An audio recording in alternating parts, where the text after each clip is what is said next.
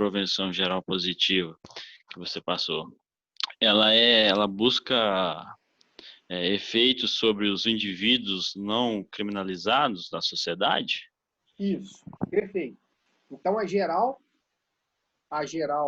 na verdade, a geral negativa, né, tanto uma quanto a outra. A geral, ela busca produzir efeitos sobre aquelas pessoas que não praticaram crime. A especial produz efeitos sobre o sujeito que praticou o crime, sobre o criminoso. A geral, sobre as pessoas que não praticaram crime, né, sobre a sociedade. Beleza? E aí, né, a geral vai se dividir na negativa e na positiva. O que é a negativa? É intimidar as pessoas que não praticaram crimes a não praticarem, porque se praticarem, serão punidas. E o que é a positiva? Mostrar para elas que ó, o direito penal funciona. O direito penal pune aqueles que vão contra a lei. Então, aquele que pratica um delito, ele é punido. Então, essa a função, né, preventiva geral positiva, né, de demonstrar a força, de demonstrar que o direito penal ele é efetivamente aplicado. Beleza? Então, o raciocínio seu está perfeito. Né? Geral, ela produz efeito contra as pessoas que não praticaram o crime, e a especial produz o efeito contra o próprio criminoso, contra o próprio sujeito que praticou o delito. Uma prevenção imposta ao próprio criminoso, no caso. Perfeito, perfeito. Gente, então vamos lá. Nós paramos. Deixa eu projetar aqui. Ó, nós fizemos a análise, né, da geral negativa, da geral positiva. Agora nós precisamos conceituar e entender a abrangência da geral, melhor, da prevenção especial, né, ou específica, negativa, também chamada de prevenção especial mínima. Opa.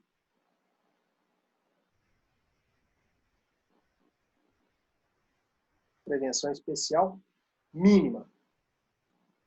O que é a prevenção especial negativa ou prevenção especial mínima? A especial, ela diz respeito ao próprio criminoso, né? E nesse aspecto aqui,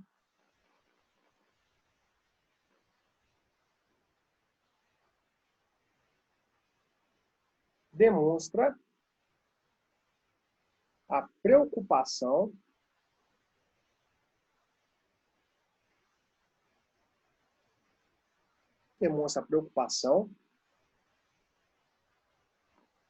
em fazer com que o criminoso não pratique outros crimes. Ou seja, a finalidade, né, a preocupação, a função da prevenção especial negativa, ou também chamada de mínima, ela tem um cuidado, ela serve para evitar que o criminoso reincida, evitar a reincidência. Então, essa prevenção especial mínima ou prevenção especial negativa é o seguinte, ó, vamos puni-lo para quê? Para evitar que ele pratique novos crimes, para evitar que ele reincida. A gente pode até resumir aqui, ó. É negativa porque evita, ou melhor, busca evitar, né? Busca evitar a reincidência.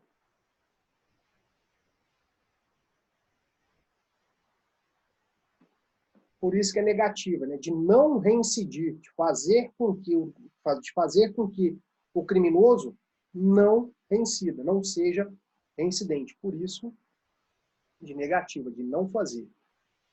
Beleza? Essa prevenção especial negativa diz respeito a isso, essa preocupação de, ao punir o criminoso, evitar que ele pratique novos delitos.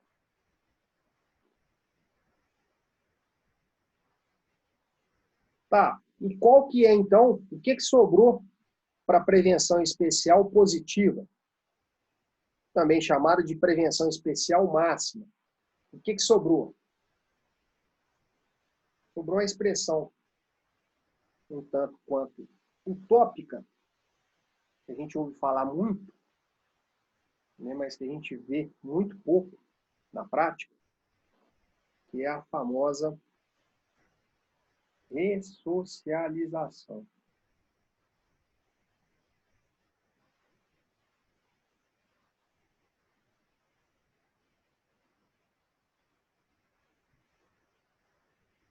A prevenção especial positiva é de fazer com que, por isso que eu falo que é utopia, de fazer com que, utopia em termos de direito penal brasileiro, né, da realidade do sistema de justiça penal que a gente tem no Brasil. Porque olha só, então por isso que a gente tem que analisar essas quatro faces, né, essas quatro intenções da prevenção da pena privativa de liberdade. Então, ó, prevenção geral positiva. Prevenção geral positiva. Mostrar para a sociedade, quando se pune o infrator, que o direito penal tem força. Que o direito penal é punitivo e é punitivo ao extremo. Então, prevenção geral negativa.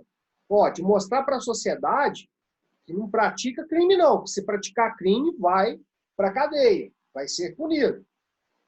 Então, prevenção especial negativa. Ó, vamos punir o sujeito para que ele se sinta desestimulado a sair da prisão, né, a cumprir a sua pena e praticar novos crimes. Então, nós vamos punir para evitar a reincidência. E a prevenção, né, a finalidade preventiva especial positiva. Ó, nós vamos punir o sujeito e, ao puni-lo, nós vamos prepará-lo para o convívio em sociedade, para que ele retorne à sociedade. E aí existem várias críticas, né, e uma constatação triste do sistema nosso é que, nesse aspecto, ele é muito falho, né, no aspecto da ressocialização, né, de punir o sujeito e prepará-lo para reinseri-lo na sociedade após o término da prisão, né, ou seja, é levar o sujeito para o cárcere e devolver ele para a sociedade melhor do que ele entrou. Essa é a lógica básica da ressocialização. Ressocializar é isso. Pega o sujeito, pune, né, e ao fim dessa punição, devolve ele para a sociedade melhor do que ele entrou lá no sistema prisional.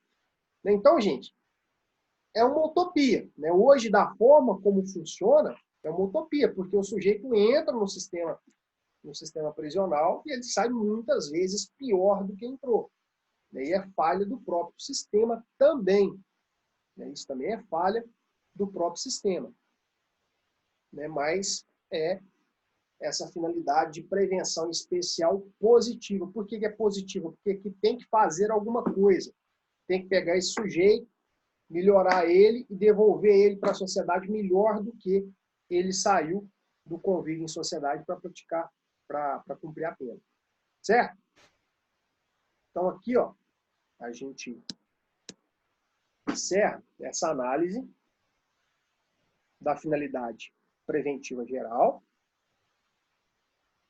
da finalidade preventiva especial, né, e ambas, negativa e positiva, negativa e positiva. Beleza? Ó, então, como eu disse para vocês, que a finalidade preventiva não exclui a finalidade retributiva, né, lá da teoria absoluta, foi criada, então, uma chamada teoria mista ou teoria unitária. né? Porque teoria unitária reúne na mesma teoria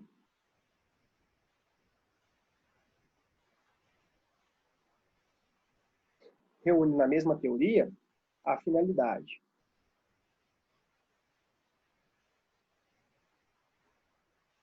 Retributiva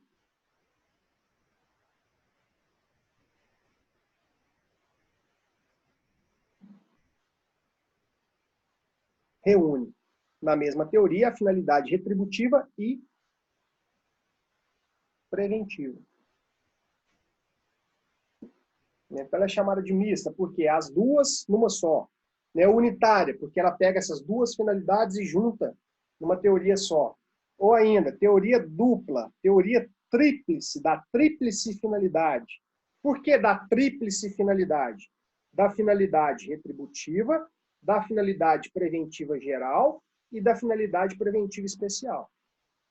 Por isso, tríplice finalidade. Então, a sua prova pode aparecer com qualquer um desses 4 nomes. Ô, gente, é uma coisa impressionante no direito, a criatividade do povo para inventar nome de teoria. Eu acho que é só para dificultar a nossa vida na hora da prova. Que a criatividade dos infernos.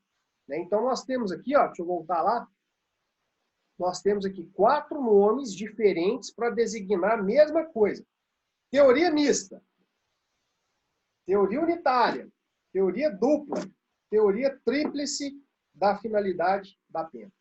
Então, o que significa a teoria mista da finalidade da pena? O que significa a teoria unitária da finalidade da pena? O que significa a teoria dupla da finalidade da pena?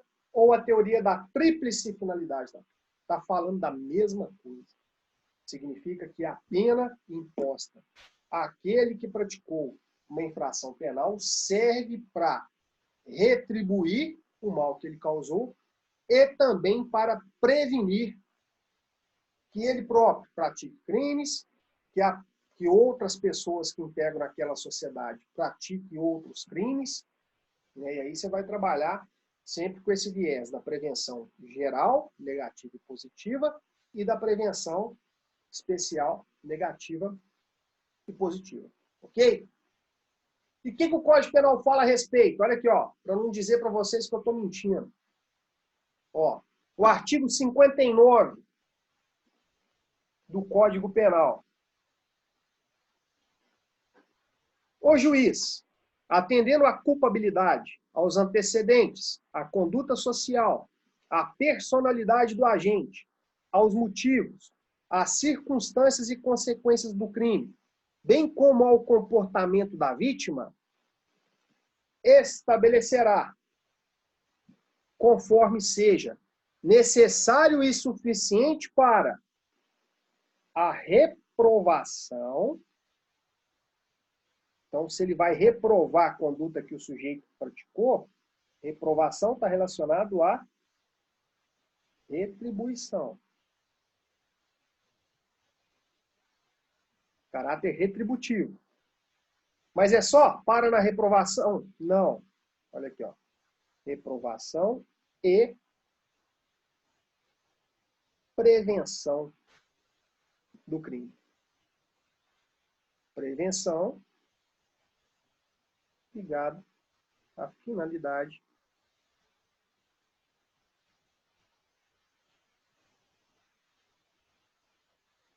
preventiva da pena. Beleza? Então, o Código Penal nosso, ele adota essas duas teorias. É que... Aqui, olha só. Vem traduzido por essa teoria mista, teoria unitária, né, de prevenção de sempre reprimir o crime, retribuir o mal que foi praticado, mas também, com isso, prevenir que outros crimes sejam praticados. Então, essa previsão está lá no artigo 59 do Código Penal brasileiro. Beleza? Ó, aí existe, isso aqui não precisa preocupar com essa próxima teoria que eu vou explicar, que é a chamada teoria gnóstica da pena. Ou teoria negativa da pena. Então vamos lá. Vamos lá. Muito simples até agora, o que a gente precisa preocupar? Né? O que cai na prova, o que é mais comum, o que a gente precisa realmente entender. Se não entender, eu volto e explico de novo. Não tem problema nenhum. Se não entendeu aí, me chama, né? Manda a mensagem no chat ou aciona o microfone aí que eu volto e explico de novo. Essas 3 teorias nós precisamos entender. Na verdade, são 2 teorias e uma simplesmente pega as 2 que já existem e juntam elas. Então, ó, teoria retributiva. Ó, a pena serve para poder punir o sujeito que praticou o crime. Só. Teoria preventiva. A pena serve para evitar que outras pessoas, para prevenir que outras pessoas e o próprio criminoso pratiquem outros crimes. E aí vem a teoria mista. O que a teoria mista faz? Pega essas 2, a retributiva e a preventiva, e junta na terceira teoria. Pronto. Então, são essas 3 teorias que para nós interessam. A retributiva, a preventiva e a mista. Também chamada de unitária, também chamada de dupla finalidade, tríplice finalidade. Então, essas interessam para nós, essas 3. Certo? Agora, vem uma 4ª teoria, que aí já é viagem, aí o sujeito já está viajando. E o autor argentino, né, chamado Eugênio Zaffaroni, o Zaffaroni, que é um penalista muito conhecido no mundo afora, ele integra, o Zaffaroni hoje, ele é membro da Suprema Corte Argentina. É um penalista muito famoso, um cara muito estudioso. Aí ele desenvolveu essa teoria gnóstica da pena. Segundo ele, a pena... Vou voltar aqui.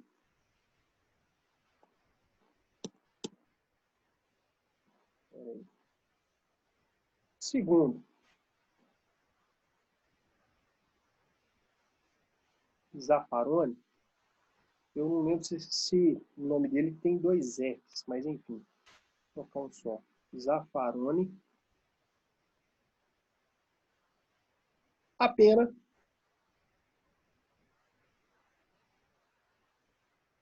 não se presta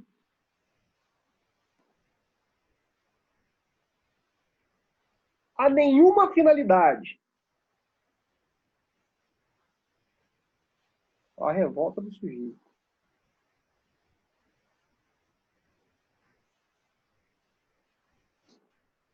Então ele desenvolveu essa teoria chamada teoria gnóstica, né, que para nós não serve, não é a teoria adotada pelo Código Penal brasileiro, não é o que está escrito lá no artigo 59 do Código Penal.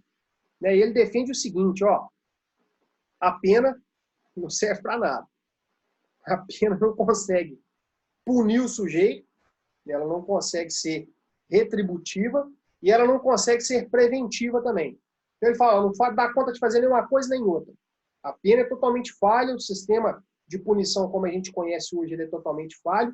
Assim, né, a maioria da doutrina, a maioria esmagadora discordam dele, a maioria vai pela teoria mista, pela teoria da finalidade unitária, ou finalidade dupla, ou tríplice finalidade da pena. Mas, enfim, é interessante que, com base no pensamento desses autores, é que o sistema evolui. Né? Quando você tem alguém que pensa totalmente fora da caixa, né, que fala assim, olha, como assim a pena não serve para nada? Então, vamos tentar adequar e vamos fazer com que essa pena sirva para alguma coisa. Então, esses pensamentos são importantes, mas, né, você deve pensar, você tem que saber que, se caso aparecer para você a teoria gnóstica, segundo o Código Penal brasileiro, a teoria adotada em relação à finalidade da pena é a teoria gnóstica. Está errado, descarta isso. Não é a teoria gnóstica. É a teoria que defende que a pena serve tanto para retribuir quanto para prevenir. E a prevenção acontece de forma geral e de forma específica.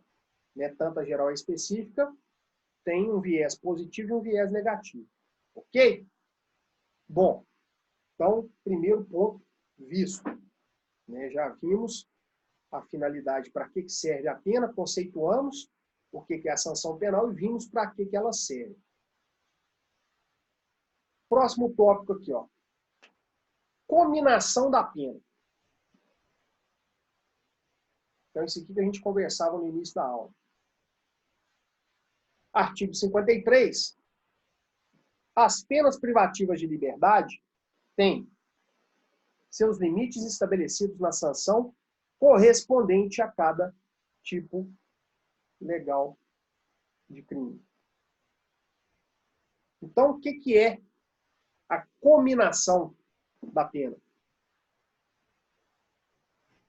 Cominação é a previsão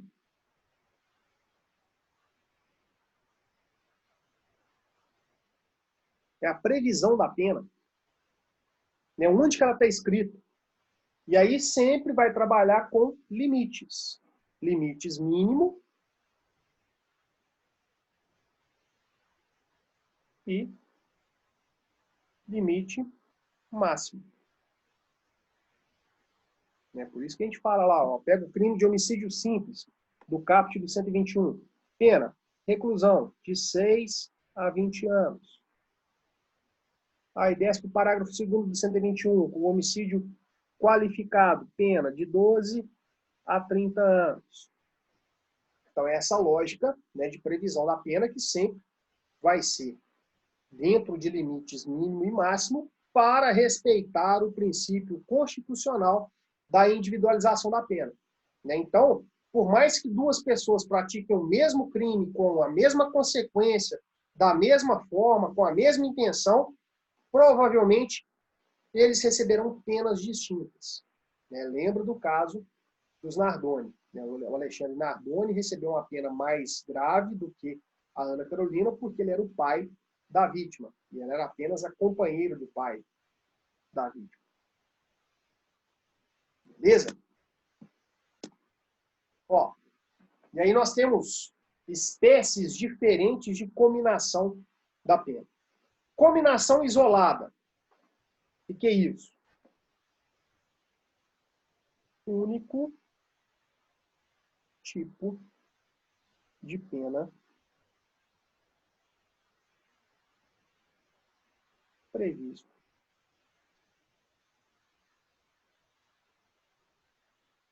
Ao delito.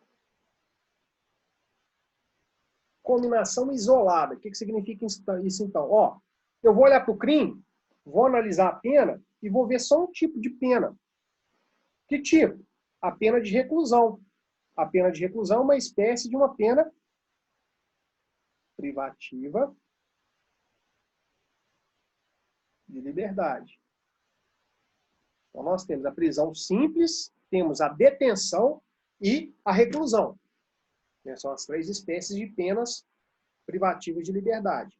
Quando eu vejo a pena do crime de homicídio simples, eu tenho apenas uma pena de reclusão, cuja quantidade mínima é de 6 anos e a máxima de 20 anos.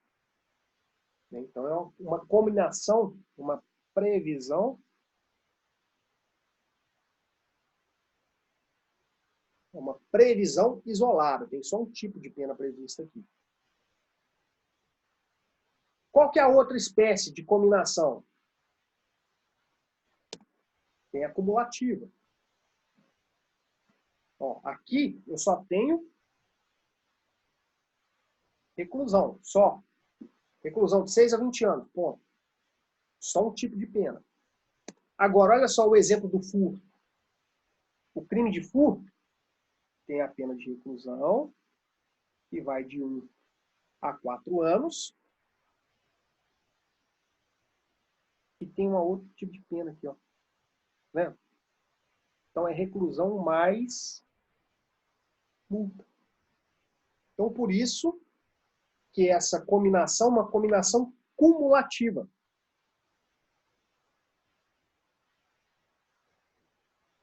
O tipo penal prevê mais de um, qualquer tipo, mais de uma espécie. O tipo penal prevê mais de uma espécie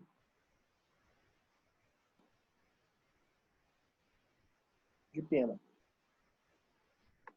Então, o sujeito que é condenado por furto, ele é condenado a uma pena privativa de liberdade, a uma pena de reclusão e também a uma pena de multa. Ele recebe 2 penas. Né? Então, vamos lá. O sujeito que é condenado por homicídio, ele recebe só um tipo de pena, só a pena de reclusão. O sujeito que é condenado por furto, por exemplo, furto e vários outros crimes, furto, tráfico de drogas, roubo, vários outros crimes. Esse sujeito vai receber uma pena de prisão, uma pena de reclusão, mais uma pena de multa. Então, são 2 penas que ele vai receber. Por isso, se fala em cominação, em previsão cumulativa. Se acumulam aí 2 tipos de penas diferentes. Então, reclusão mais multa. Agora tem a alternativa. O que é isso? Ó, o exemplo aqui do artigo 153, divulgação de segredo. Eu tenho a detenção, que é uma pena privativa de liberdade. Aqui não é mais a multa. É uma ou outra.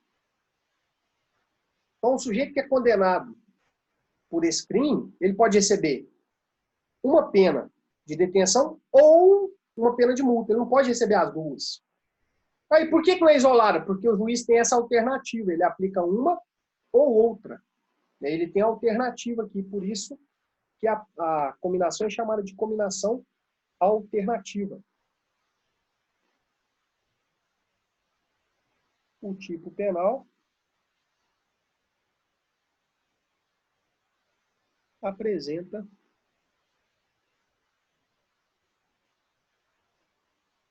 duas alternativas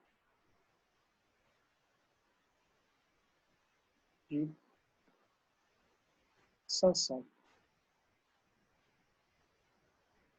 Detenção, que é a pena privativa de liberdade, ou multa. Nesse caso, o juiz está proibido de aplicar as 2, porque aí seria cominação cumulativa. Ele vai aplicar uma ou a outra. E não é isolada porque ele tem essas 2 possibilidades aqui. Certo? Então, olha só. Espécies de cominação de pena, espécies de previsão. Isolada, só uma pena prevista lá no crime. Cumulativa, 2, vai aplicar uma mais a outra, né? Reclusão e multa. A gente tem a alternativa, aplica uma ou a outra, né? Alternativa. E a última espécie de cominação de pena é a cominação paralela. O que é isso? Ó, a gente tem pouquíssimos exemplos, e aí é por isso que, se tiver que cair um tipo na prova, vai cair esse aqui, que é o que a gente menos estuda, é o que menos acontece na prática, então é esse que tem mais chance de derrubar a gente na hora da prova. Cominação paralela. Vamos entender aqui, ó. Na isolada, eu tenho só... Ficou ruim pra caramba. Escreveu 1, virou 11. Então, na isolada, eu tenho só uma pena. Só uma. Só a reclusão aqui, ó. Só um tipo de pena. Na isolada. Na cumulativa, eu tenho 2. E eu vou aplicar uma mais a outra. Eu vou juntar uma com a outra. Vou aplicar as 2. Na alternativa, eu tenho 2 também. Mas é uma ou a outra. Eu posso aplicar as 2. Se o juiz aplicar a detenção, não pode aplicar a multa. Se o juiz aplicar a multa, ele não pode aplicar a detenção. E na paralela? O que acontece na paralela? Olha aqui, olha que loucura disso aqui. Existe um crime, né, se você não sabia disso, a cultura jurídica chegando aí para você. Existe um crime chamado crime de bigamia, o artigo 235 do Código Penal. O que é a bigamia? A bigamia é o sujeito casado se casar novamente. Não é o sujeito casado estabelecer uma união estável. Não, isso aí não é crime. O sujeito é casado, está separado de fato lá da esposa, aí arruma uma companheira, passa a morar junto com ela e tal. Aí ele é um bígamo? Não. Tecnicamente falando, ele não é bígamo. Bígamo é o sujeito casado que se casa novamente. 2 casamentos simultâneos. Sabe por que isso é crime? Isso é crime porque o bem jurídico protegido é o seguinte, ó, ninguém no mundo pode ter 2 sogras. É por isso que o 235 é crime. Veda 2 casamentos, porque 2 sogras aí já é muita sacanagem com os fregueses. Já é muita sacanagem com o cara fazer ele ter 2 sogras. Então, por isso que eles criminalizaram esse tipo de conduta. Aí falaram assim, ó, bigamia, casou 2 vezes, o sujeito tiver 2 sogras, manda esse sujeito para cadeia, porque é melhor ele ficar preso do que conviver com 2 sogras ao mesmo tempo. Então, olha aqui, ó, contrair alguém sendo casado, novo casamento. Então, são 2 casamentos. Nem a pena, reclusão de 2 a 6 anos. Então, aqui, ó, no caput do artigo 235, eu tenho um exemplo de cominação isolada.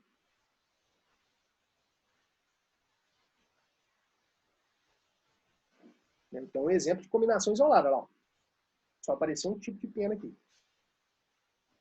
Agora, no parágrafo 1º do artigo 235, ele vai falar que aquele que, não sendo casado, contrai casamento com pessoa casada, conhecendo essa circunstância, né, é o cônjuge do bígamo. Ó, o sujeito casado, casou de novo, e casou com uma pessoa que não era casada, mas sabia que aquela com quem ele estava se casando era casado. Ó, a bagunça que já virou o exemplo. Olha a confusão. Para segunda-feira, uma hora dessa.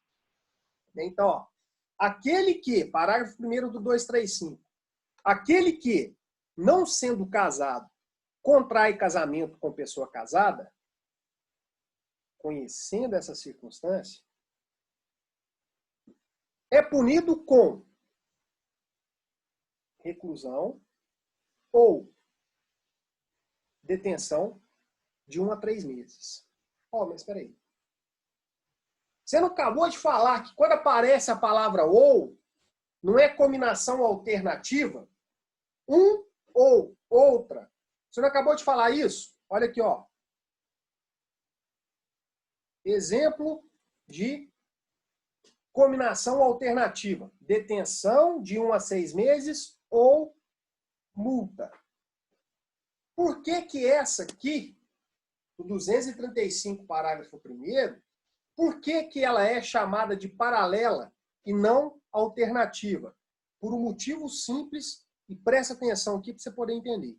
Abstraia aí agora, né, larga o WhatsApp, larga o celular, esquece da novela, esquece do ex, pelo menos nesse momento, para você poder entender a diferença da combinação alternativa para a combinação paralela. Na combinação alternativa, eu tenho penas de naturezas distintas. Então, eu tenho uma pena privativa de liberdade e uma pena de multa. Ó, essa aqui é a alternativa. São penas distintas. O juiz ou aplica uma pena privativa de liberdade ou ele aplica uma pena de multa. É uma ou outra. E essas alternativas que o juiz tem são alternativas diferentes. Na paralela, a alternativa que o juiz tem é referente à natureza de uma mesma pena. Reclusão e detenção são penas privativas de liberdade. São penas da mesma espécie. É por isso que se chama de pena paralela. Vamos tentar conceituar essa pena paralela. Ó, lembrando aqui, ó, no caput do 235, a combinação é isolada. Agora, no parágrafo 1º, a combinação é paralela. A lei permite ao juiz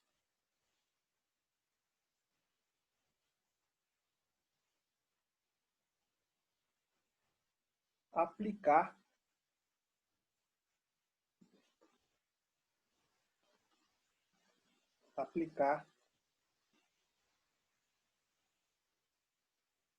alternativamente sanção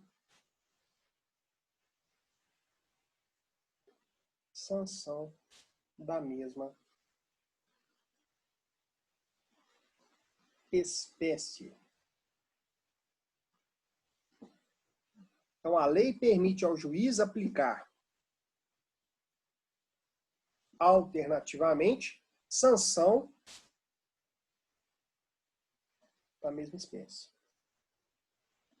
Então, gente, pelo amor de Deus, não confunde isso na hora da prova.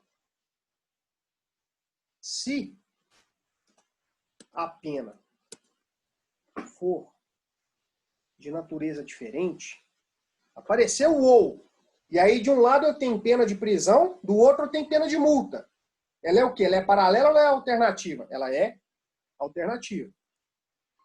Agora, apareceu o ou, mas de um lado eu tenho uma pena de prisão e do outro eu tenho outra pena de prisão. Então, ela é alternativa ou não? Ela é paralela. Beleza? Então, essa é a diferença básica. Combinação isolada, só tem um tipo de pena lá. Não aparece nem o i e nem o ou. É só um tipo. Reclusão, pronto. Só ela. Combinação cumulativa, vai aparecer o i. Reclusão e multa. Vai aparecer lá dois tipos de pena. O sujeito vai receber dois tipos de penas.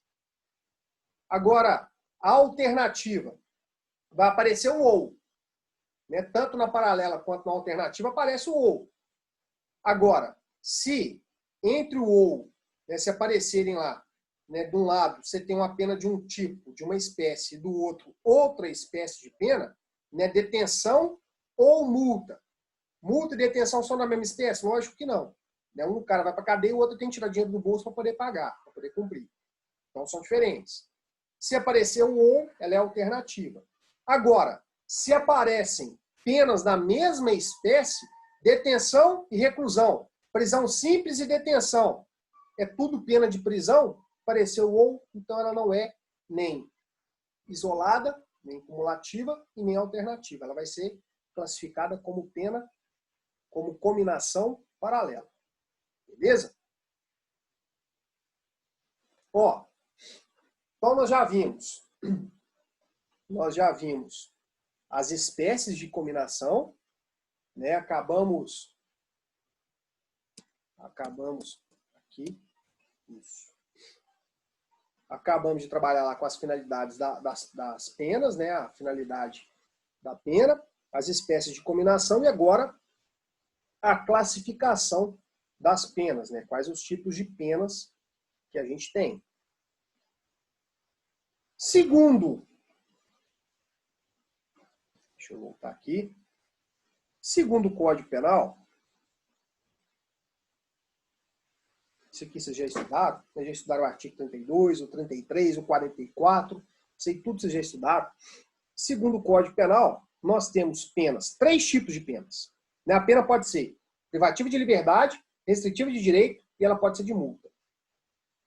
Então, ó, pena privativa de liberdade, prisão simples, que é a pena combinada às contravenções penais, pode ser detenção,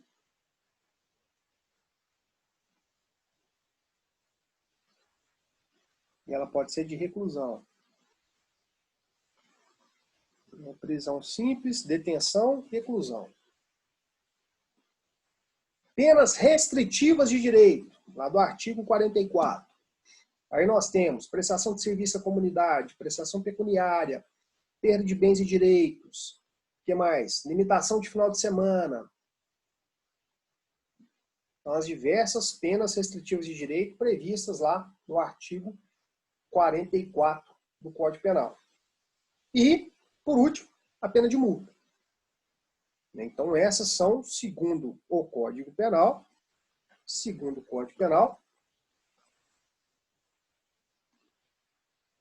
Maila, voltou?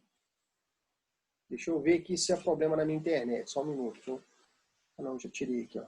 Tirei o celular da internet. Confere aí, se você não clicou no íconezinho do microfone. E o meu aqui, pelo menos, está ativado. Ah, está aparecendo para mim aqui, ó. Confere para nós, por favor. Se não tiver melhorado aí, depois você avisa.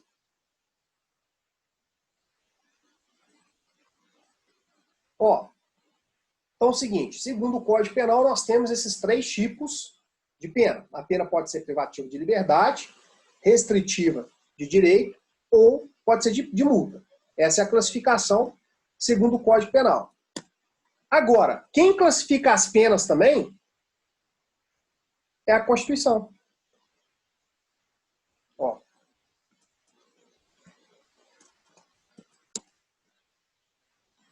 Vou voltar aqui. Isso aqui. Isso. Então, ó, nós temos o critério adotado pelo Código Penal e temos um outro critério adotado pela Constituição. Qual que é a diferença dos dois critérios? O Código Penal fala só, tem 3 tipos de pena. Pena privativa de liberdade, que eu tenho 3 subespécies. Penas restritivas de direito, que eu tenho outras subespécies. E a pena de multa. A Constituição fala só, existem 2 tipos de pena. As penas que podem ser aplicadas e as penas que não podem ser aplicadas. A Constituição fala assim. O Código Penal fala assim, ó, quais são as espécies de penas? Está lá no 32. Pena privativa de liberdade, pena restritiva de direito e pena de multa. E a Constituição? A Constituição vem e fala quais são as penas permitidas, quais penas podem ser aplicadas. Ó, aqui é importante a gente colocar uma observação. Rol meramente exemplificativo.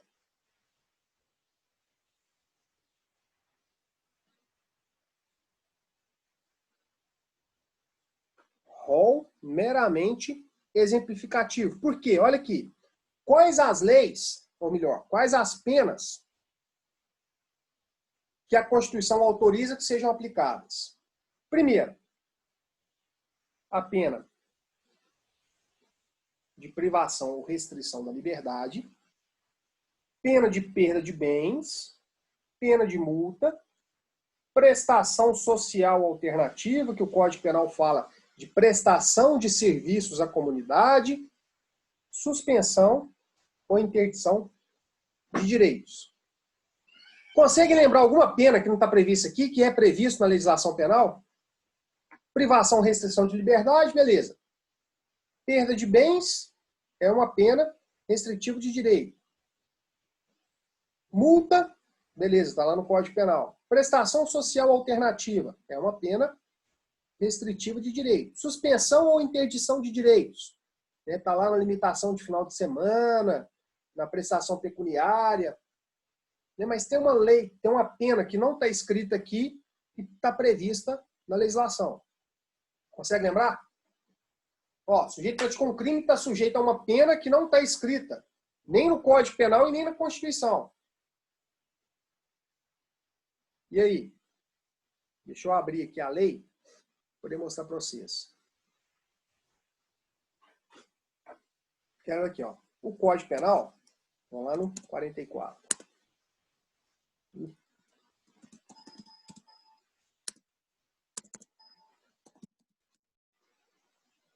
Voltar. Isso aqui, ó. As penas restritivas de direito são prestação pecuniária, perda de bens e valores, limitação de final de semana, prestação de serviço à comunidade ou entidades públicas, interdição temporária de direitos, limitação de fim de semana.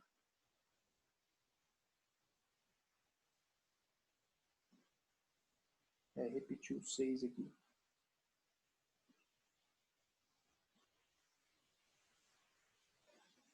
Agora tem uma pena. Beleza, Maia? Beleza. Tem uma pena que não está prevista nem no Código Penal e nem na Constituição. Deixa eu abrir aqui. 11.343. Ó. Essa lei 11.343 de 2006 é a lei antidrogas. Ela prevê uma conduta no artigo 28, que é portar droga para consumo próprio. Olha aqui, ó. Pena de advertência. Pena de advertência sobre os efeitos das drogas. É um crime. Ah, deixou de ser crime a conduta de portar droga para consumo próprio? Existe essa discussão, mas o Supremo Tribunal Federal já decidiu que não deixou de ser crime. Ainda vai decidir, existe um recurso afeto ao Pleno do Supremo Tribunal Federal para analisar se descriminaliza a conduta de porte de droga para consumo próprio ou não, mas até então, até a data de hoje, 3 de agosto de 2020, portar droga para consumo próprio é crime, tipificado no artigo 28 da Lei 11.343. Quais que são as penas? Tem pena de prisão? Não, não tem pena privativa de liberdade. Tem pena de prestação de serviços à comunidade, previsto lá no 44 do Código Penal. Tem outra pena aqui, não prevista também na Constituição e no Código Penal. Medida educativa de comparecimento a programa ou curso educativo. E advertência sobre os efeitos das drogas. A Constituição previu essas duas espécies de penas? Não. A Constituição fala, no artigo 5º, inciso 46, que a lei regulará a individualização da pena e adotará, entre outras penas, as seguintes penas: privação ou restrição de liberdade, perda de bens, multa, prestação social alternativa, suspensão ou interdição de direitos. Aí nós temos as duas penas previstas no artigo 28 da 11.343 de 2006, que são advertência e comparecimento a curso educativo, que não estão previstos aqui na Constituição. Portanto, a Constituição não estabelece todas as espécies possíveis de pena. Simplesmente ela traz alguns exemplos. O rol não é taxativo. O rol é exemplificativo. Certo? E aí, se no inciso 46 do artigo 5º da Constituição ela fala quais as penas que podem ser aplicadas, no inciso 47 do artigo 5º ela fala quais penas não podem ser aplicadas. Quais penas são proibidas. Então, no inciso 47, ela fala o seguinte, e aí nós temos que tomar cuidado que tem uma pegadinha de prova aqui. Ó, ela fala que não haverá penas. Ó, é proibida a aplicação de pena de morte. Ah, mas é uma vedação absoluta? Não, cuidado com isso. Cuidado, que a pena de morte no Brasil é possível de ser aplicada caso seja declarada guerra e caso seja praticado um crime previsto no CPM, no Código Penal Militar. Se eu tiver a curiosidade de analisar como que é executada a pena de morte no Brasil, que a pena de morte no Brasil, que é possível, por própria exceção constitucional, olha o que a Constituição fala. Não haverá penas de morte, salvo a não ser em caso de guerra declarada, nos termos do artigo 84, inciso 19 da própria Constituição Federal. Então, se caso tiver em guerra declarada e o sujeito praticar uma conduta prevista lá no Código Penal Militar, deixa eu buscar aqui, Código Penal Militar.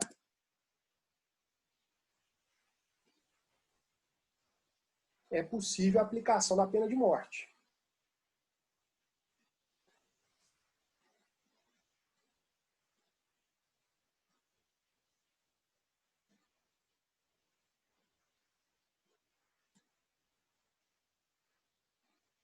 Deixa eu puxar aqui para poder mostrar para vocês.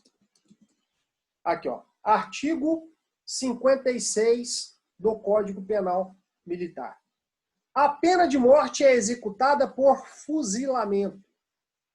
pena de morte no Brasil é executada por fuzilamento. Deixa eu buscar aqui. São raros os crimes que têm previsão de pena de morte. Olha lá. Extingue a penalidade não aqui. Lá no final, cadê?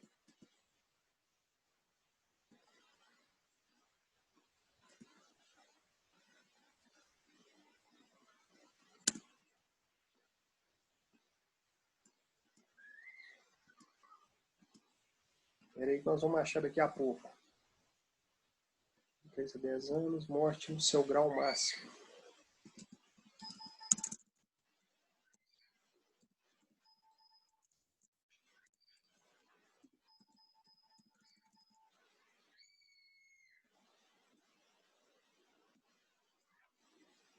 Mais pro final. Espera aí que eu vou achar aqui.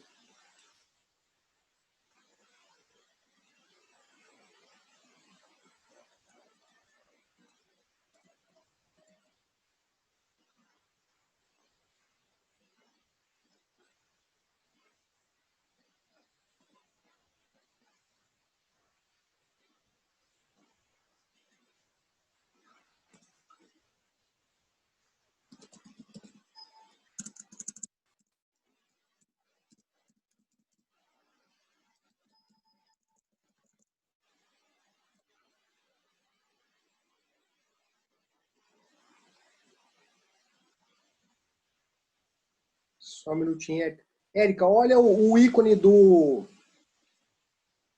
áudio do seu telefone, que às vezes pode ser que só o programa, o Zoom, tá mudo. Deixa eu voltar aqui para poder achar para vocês no final aqui, ó.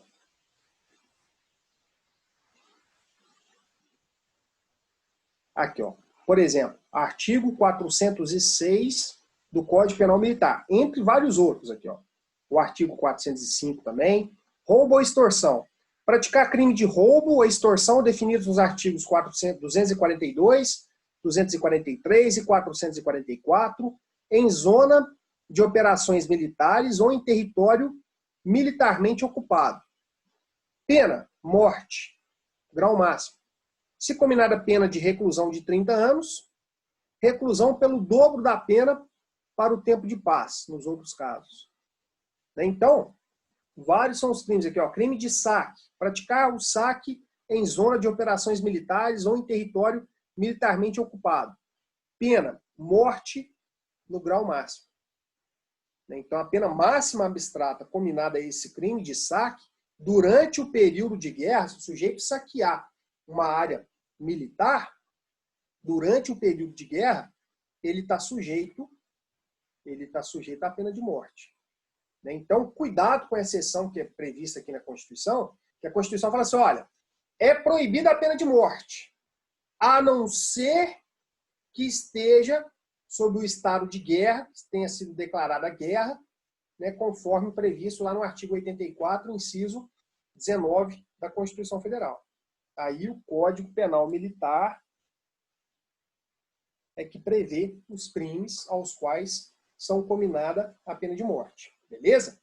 Então, ó, outra pena que é proibida, pena perpétua. Prisão perpétua no Brasil é proibida. Existe exceção? Pode ser aplicada a pena de prisão perpétua no Brasil? De jeito nenhum. Pode ter declarado guerra contra a Argentina, sem ser no futebol.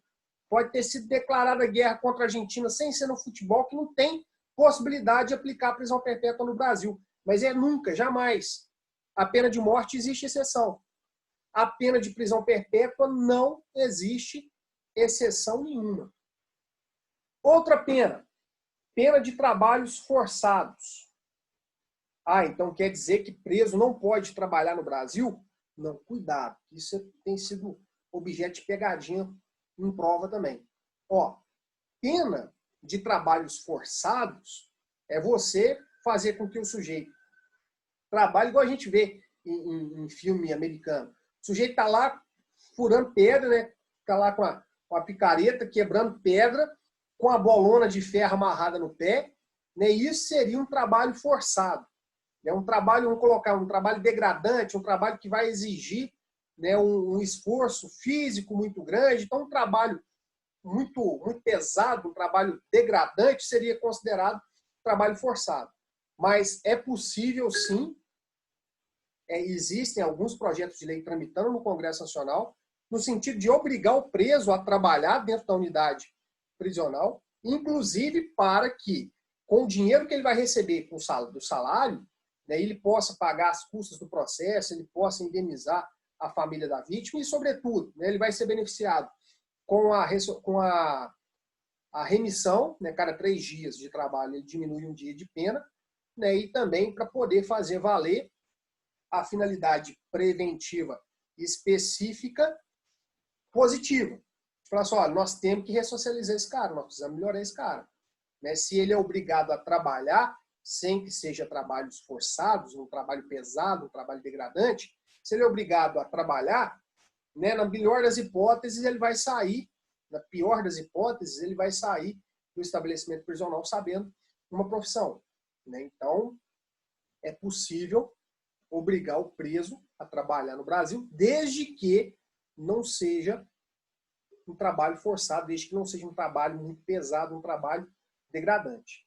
Certo? Então, cuidado com essa vedação que a Constituição faz, né, para não confundir com a proibição de que o preso trabalhe.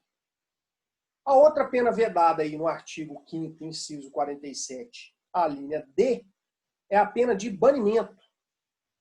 O que é a pena de banimento? O sujeito que é banido, ele é expulso do território nacional. Como acontecia com o exílio, né, no tempo da ditadura. Então, expulso do território nacional.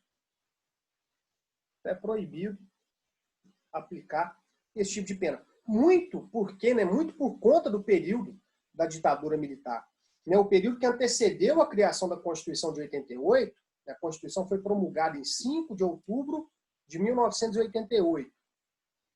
A emenda, né, que gerou a Assembleia Nacional Constituinte começou a ser elaborada em 1985. Então, ali no final da década de 80, né, a sociedade já caminhava para uma redemocratização. Né, e a Constituição foi importante. A Constituição teve esse papel fundamental de redemocratizar o país pós-golpe de 64. Então, a Constituição tem essa preocupação. A gente vai ver isso em vários pontos. Né, a preocupação em estabelecer direitos, em estabelecer prerrogativas que vão totalmente contra aquilo que foi praticado durante a ditadura militar. Né, então, por isso que ela proíbe a aplicação de pena de banimento, né, que seria o exílio. E, por último, as penas de caráter cruel. As penas cruéis, isso aqui de forma muito abrangente, de forma muito abstrata. Beleza? Bom, então, esse primeiro tópico, né, nós conseguimos ver aqui essa parte de teoria geral da pena, né, conseguimos revisar alguns pontos, né, analisar outros, e aí na próxima aula, na próxima segunda-feira, a gente já entra direto com a matéria de aplicação da pena. Então, nós já vamos analisar, nós vamos estudar o artigo 54 a fundo, 59, né, vamos entender como que o juiz sai de uma pena combinada em abstrato, de 6 a 20, de 12 a 30, de 1 a 4, de 2 a 8, para chegar numa pena final de 2 anos, 6 meses e 10 dias de reclusão. Então, a gente vai ver qual que é o caminho que o juiz percorre para poder fixar essa pena final. Né? Isso já na próxima aula. Aí, 2 coisas que eu quero pedir a vocês.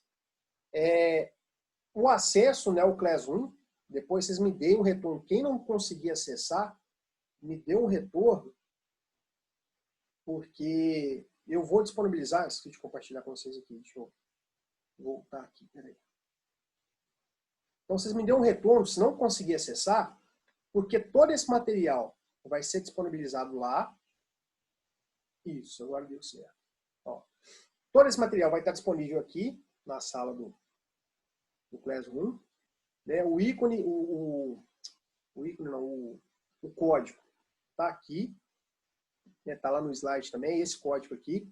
Então, você digitou esse código você tem que ter acesso à sala, e a sala já tem todos os conteúdos. Os 2 slides que eu utilizei aqui durante a aula já estão disponíveis, e também os 3 capítulos de livro sobre os assuntos que eu tratei aqui na aula de hoje e que nós vamos tratar nas próximas aulas. Beleza? Então, se não conseguir acessar o Classroom, me dá notícia, me manda um WhatsApp, me manda mensagem lá, me manda e-mail, entre em contato comigo para a gente ver o que está acontecendo. E aí, eu acredito que na próxima semana eu já vou disponibilizar também no WebGIS, e estou disponibilizando lá no grupo do WhatsApp. Beleza? Gente, então, quero aqui agradecer. Maila, não. O Classroom é uma sala que eu criei lá no Google. Né? Não é no portal ainda não. No portal, eu acredito que só a partir de semana que vem, como, né, eu estou começando hoje, eu não tenho acesso ao portal ainda não. Vou disponibilizar lá também. Então, vou disponibilizar nesses 3 lugares. Né? O WebGIS, que é o portal da faculdade, no Classroom e no WhatsApp, no grupo do WhatsApp. Beleza? Então, aqui, eu quero agradecer demais, né, a presença de vocês, a participação de vocês nas aulas. Gente, né, eu estou começando a instituição agora, então vocês têm toda a liberdade do mundo de apresentar alguma crítica, de falar assim, Paulo, ó, tá muito rápido, ou Paulo, não, a gente não está conseguindo entender direito por conta disso, a gente sugere, tem outro professor que faz dessa forma aqui, fica legal, fica bacana. Então, assim, né, a gente tem que... É uma situação nova para todos nós, essa aula online, essa aula à distância. Né? Então, é um aprendizado diário para todos nós. Né? Todos nós estamos aprendendo com isso aqui, com essa novidade agora. Então, estou à disposição de vocês para sugestão, para falar o que está dando certo, o que está dando errado. Né? Então, vocês têm toda a liberdade para poder conversar comigo sobre isso. Né? Quem que é o representante de turma? Tem algum representante já eleito? O representante tem uma tarefa interessante, que é o seguinte, ó, ele leva a reclamação fala em nome da turma, né? Não precisa citar nome, não é, não sou eu que estou reclamando, é a turma que está reclamando. Né? Então, pode utilizar também aí do representante, para o representante fazer alguma sugestão, né? E dê uma olhada nesses textos, nesse material, né? Dê uma olhada, sobretudo, naquilo que eu conversei no começo da aula. Ó, qual é o autor que você lê, que você entende, que você gosta de estudar? Então, vai analisando isso para você poder focar o estudo, para você poder aproveitar o nosso tempo e, sobretudo, aproveitar o nosso tempo e o dinheiro. Então, por isso que eu até sugeri que a gente fizesse essa aula de 3 horas, né, com intervalo de 20 minutos, a gente começar às 7 e ir até às 10, para que a gente possa aproveitar o tempo aqui, para que a gente possa aproveitar o conteúdo do Direito Penal 3, que nós temos que terminar uma parte da parte especial, da parte geral do código e trabalhar também com grande parte da parte especial. Beleza? Gente, então quero aproveitar aqui para poder agradecer, né, me colocar à disposição aí até a próxima aula, qualquer dúvida que vocês tenham tido, qualquer dificuldade de acesso ao material. Daqui a pouco eu vou disponibilizar lá no Classroom os vídeos, né, das aulas de hoje, tanto do primeiro horário quanto do segundo. E aí vocês já fiquem à disposição, fiquem à vontade para poder acessar. E quando for possível, vou disponibilizar também no canal do YouTube da instituição. Beleza? Então, no mais, muito obrigado. Né? Até a próxima, se Deus quiser. E aí, qualquer dúvida, estou à disposição de vocês aí. Tranquilo? Um abraço para todo mundo e até a próxima, gente. Obrigado.